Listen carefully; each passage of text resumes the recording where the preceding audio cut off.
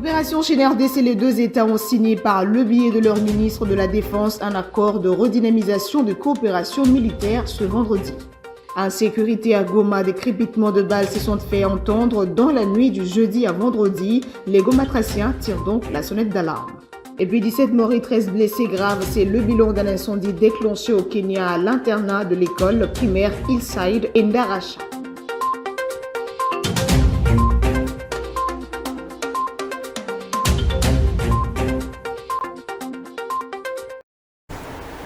Merci de nous choisir pour vous informer, Madame, Messieurs. Bonsoir et bienvenue à cette grande édition à la une de l'actualité. Signature d'accord de redynamisation de coopération militaire ce vendredi 6 septembre entre la République démocratique du Congo et la République populaire de la Chine. Les deux États étaient représentés par leur ministre de la Défense. C'était donc à Beijing. Regardez. Cet accord porte sur plusieurs axes de coopération, notamment la formation militaire, l'échange d'expériences et la fourniture d'équipements militaires. L'objectif est d'améliorer la préparation opérationnelle des FARDC qui sont confrontés à des défis sécuritaires majeurs, en particulier dans la région des Grands Lacs. La formation et l'échange d'expériences seront essentiels pour permettre aux forces congolaises de bénéficier de l'expertise chinoise dans diverses stratégies de défense, a indiqué un communiqué du gouvernement congolais. Par ailleurs, le vice-premier ministre de l'Intérieur est arrivé ce vendredi à Beijing pour participer au dialogue ministériel Chine-Afrique de l'Est prévu du 9 au 10 septembre 2024. Ce dialogue se déroulera sous le thème « Construire une nouvelle plateforme de coopération en matière d'application de la loi et une communauté de destin sécuritaire partagée entre la Chine et l'Afrique de l'Est ». Signalons que le forum Chine-Afrique qui s'est tenu à Beijing en Chine a eu lieu du 4 au 6 septembre 2024.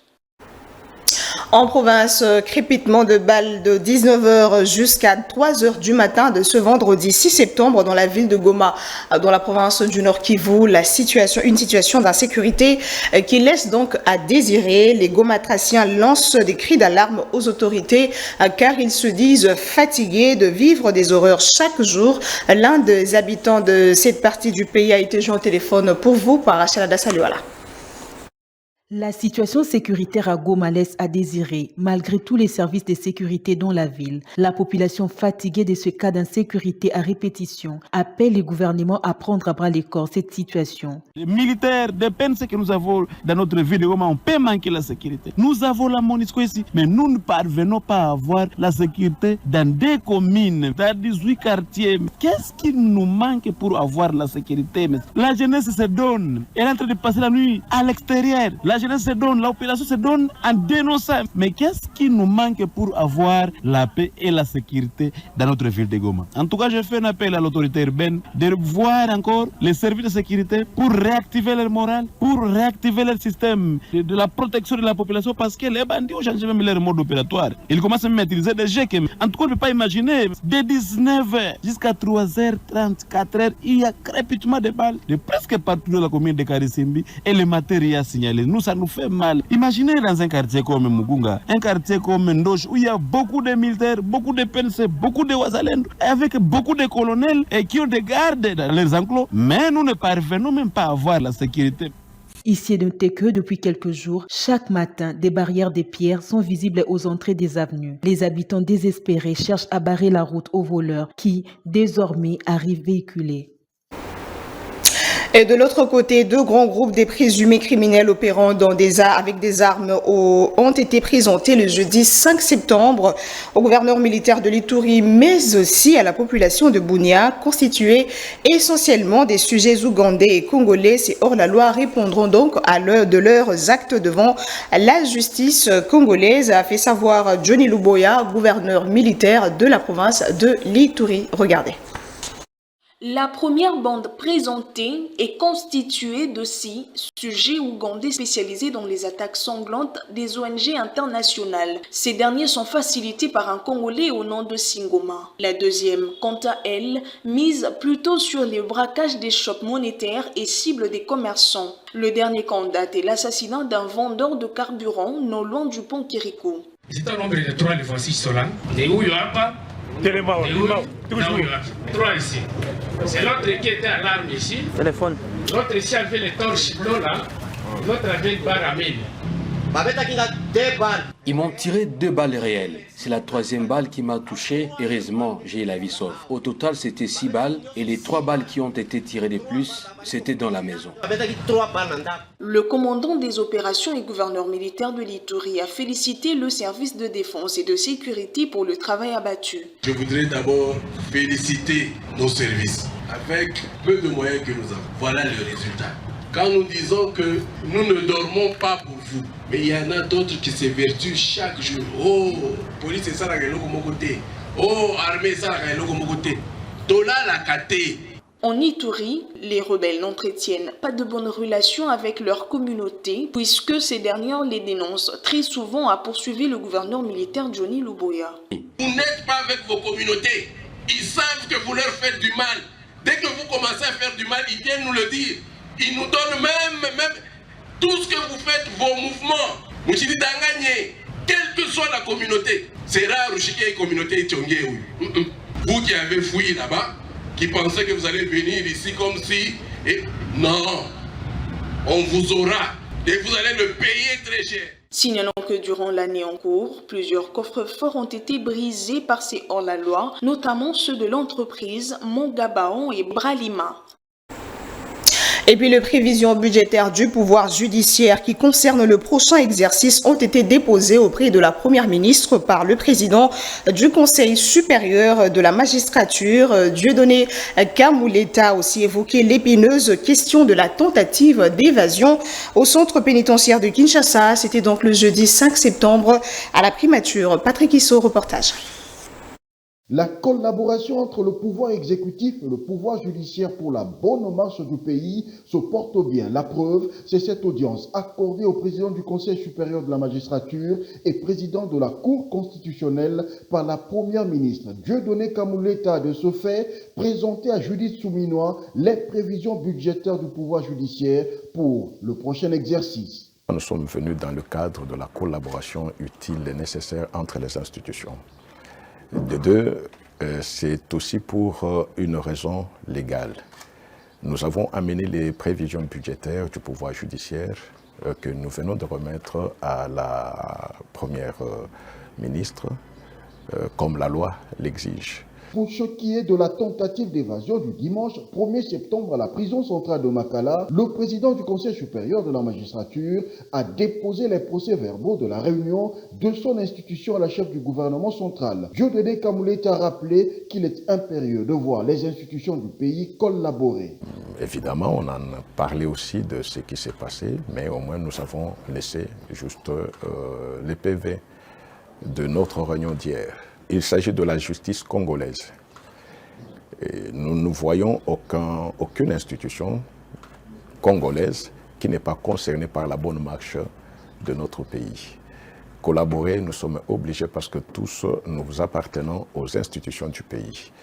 Il n'y a pas de solution miracle ou individuelle. La solution pour la bonne marche de notre pays va passer par la collaboration et la main dans la main de toutes les institutions. En cela, nous allons réussir à faire rayonner la vision du magistrat suprême, le chef de l'État. Accompagné du procureur général près la Cour de cassation, Jean-Paul Nkokecha, le président du Conseil supérieur de la magistrature s'est félicité de la détermination de la Première ministre à mener les choses à bien.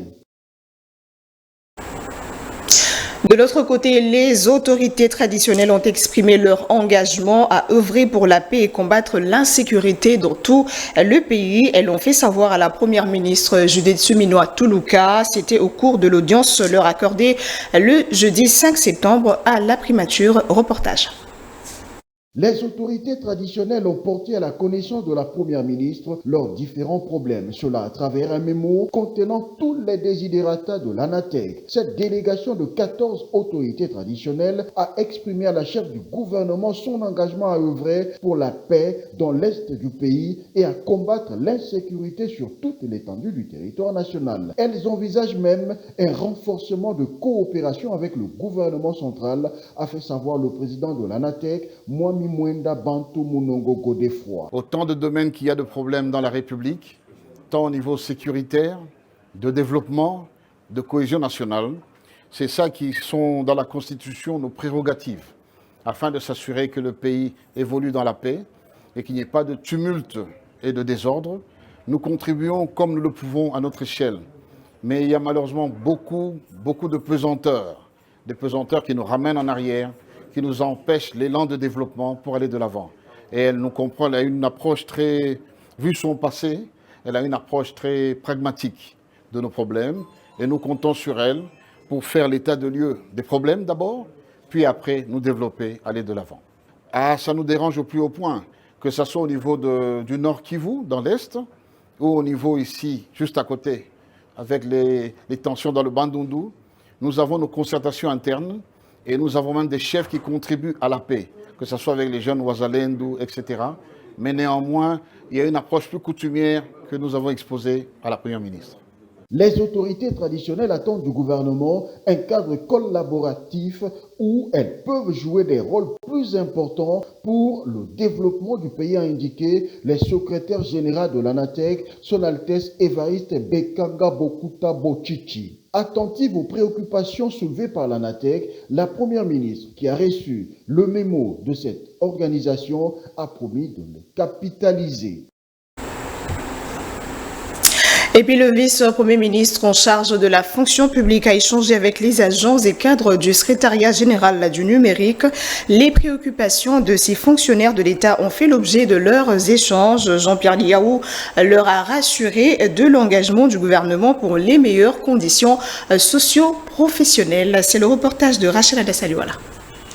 Les questions liées à la rémunération et les parcours des carrières ont fait l'objet de cette rencontre entre les vice-premiers ministres de la fonction publique et les agents et cadres du secrétariat du ministère du numérique. Jean-Pierre Liaou a martelé sur l'engagement du gouvernement d'assurer les meilleures conditions socio-professionnelles de ses agents tout en rassurant le paiement des 100% de ces agents effectivement en activité après leur alignement à la mécanisation au 4e trimestre de l'année en cours.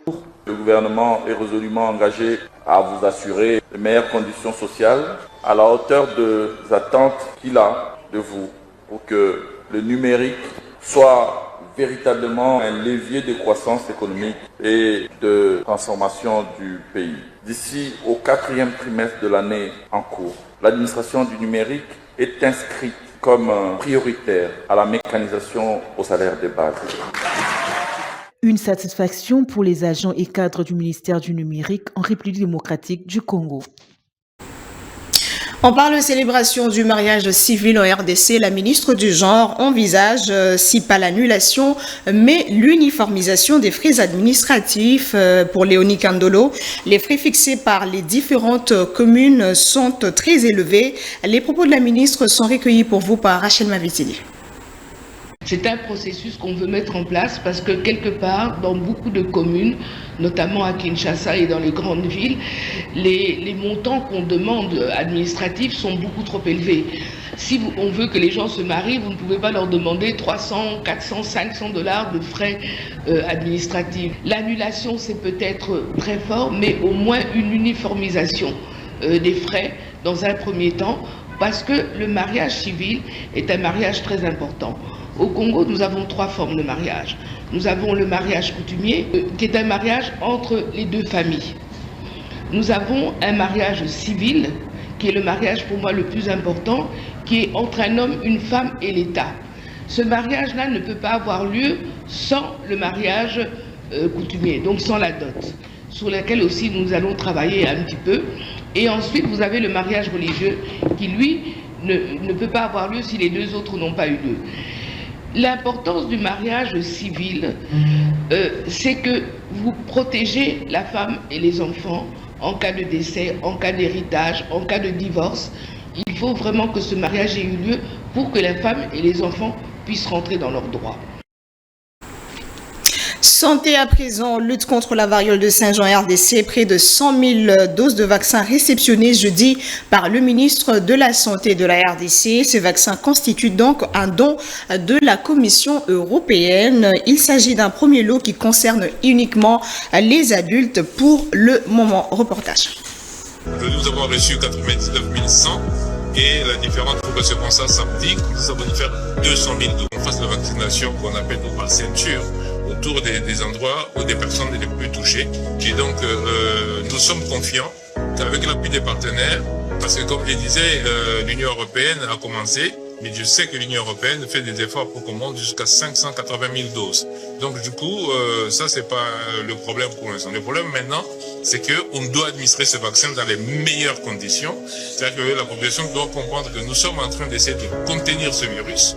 Malheureusement, les moyens qui sont nécessaires passent parfois aussi par la vaccination. Nous sommes confiants aussi que la vaccination va faire arrêter cette variante.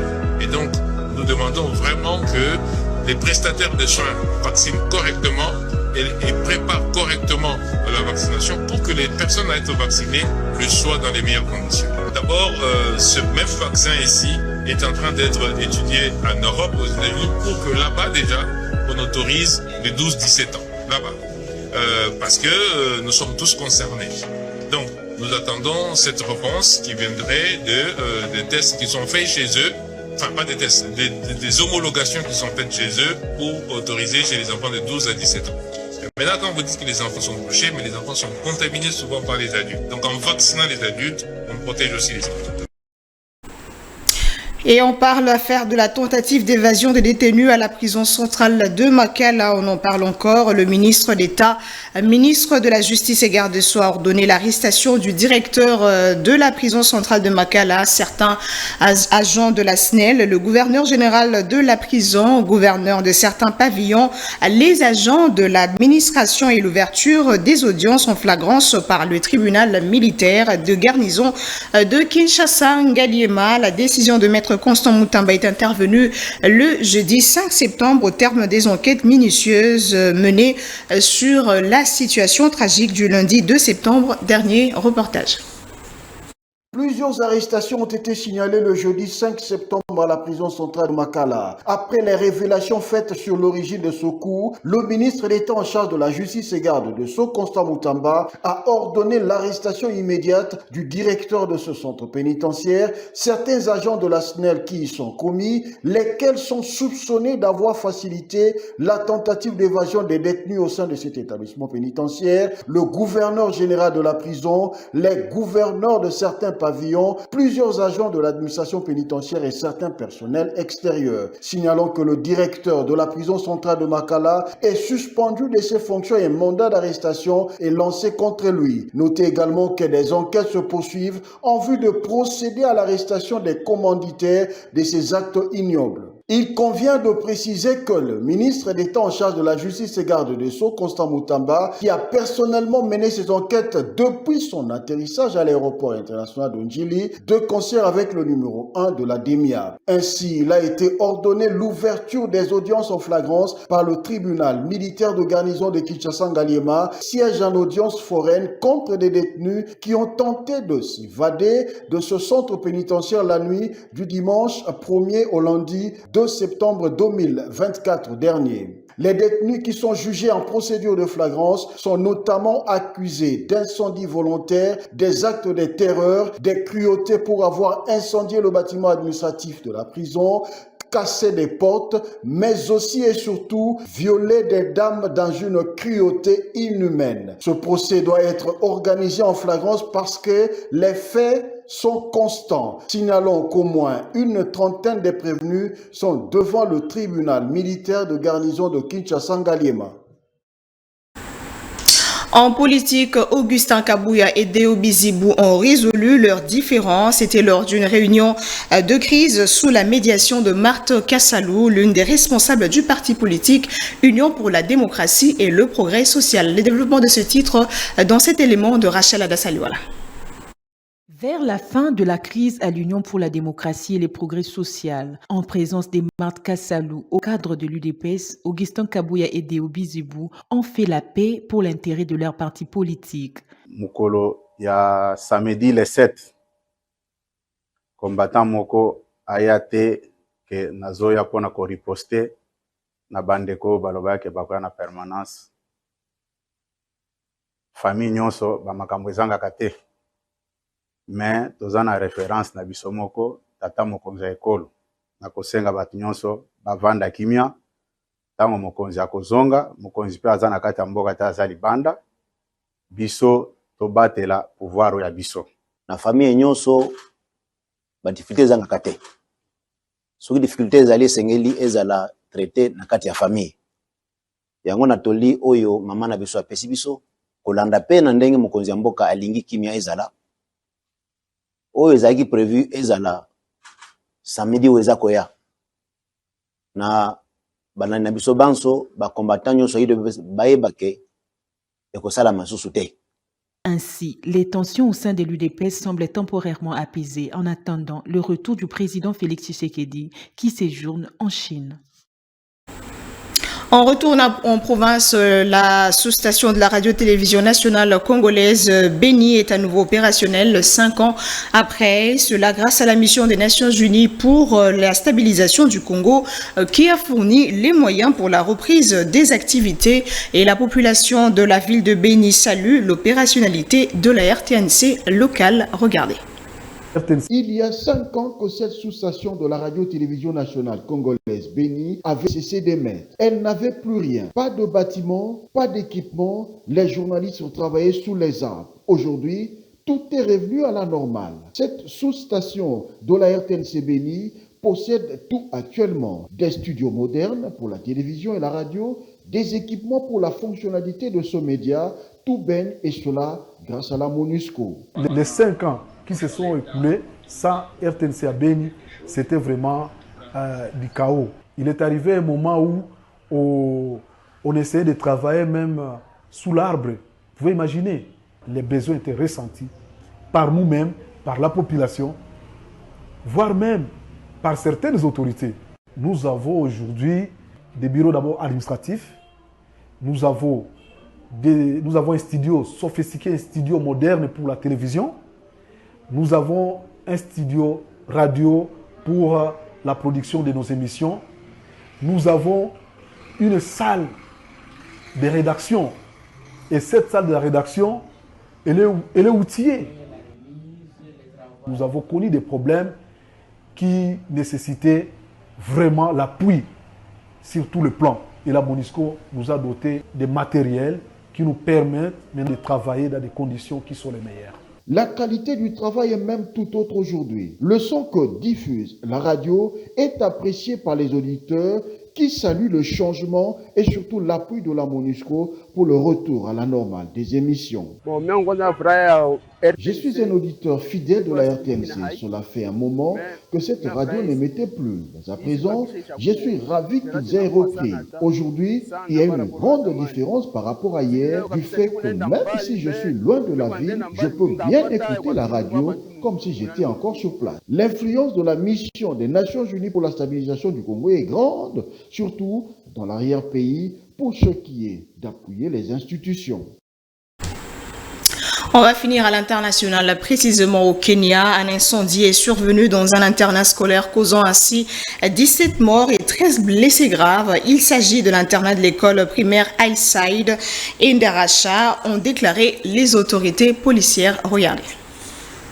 Des craintes subsistent quant à une possible augmentation du bilan, que ce soit des morts ou de blessés, selon les forces de l'ordre. L'incendie qui se déclarait dans la nuit de jeudi à ce vendredi à l'école primaire Al-Saïd Ndaracha dans le camp de Nyeri est actuellement sous enquête, a précisé le porte-parole de la police kenyane, Priscilla Onyango. Nous enquêtons sur la cause de l'incendie et prendrons des mesures nécessaires, a-t-elle indiqué. Le président William Ruto a qualifié la nouvelle de dévastatrice et a annoncé que des mesures seraient prises contre les responsables. J'instruis les autorités compétentes à mener une enquête approfondie sur cet incendie horrible. Les coupables seront tenus pour responsables, a-t-il écrit sur son compte X. Son vice-président Gachagua a appelé les administrateurs scolaires à veiller à ce que les directives de sécurité recommandées par le ministère de l'Éducation pour les internats soient respectées. Les incendies dans les écoles internes sont fréquents au Kenya, où de nombreux élèves résident car leurs parents estiment que cela permet de mieux se concentrer sur leurs études sans les longues distances de trajet.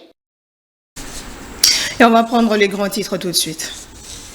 Coopération chez RDC, les deux États ont signé par le biais de leur ministre de la Défense un accord de redynamisation de coopération militaire ce vendredi. En sécurité à Goma, des crépitements de balles se sont fait entendre dans la nuit du jeudi à vendredi. Les gomatraciens tirent donc la sonnette d'alarme. Et puis 17 morts et 13 blessés graves, c'est le bilan d'un incendie déclenché au Kenya à l'internat de l'école primaire Hillside et Ndarasha.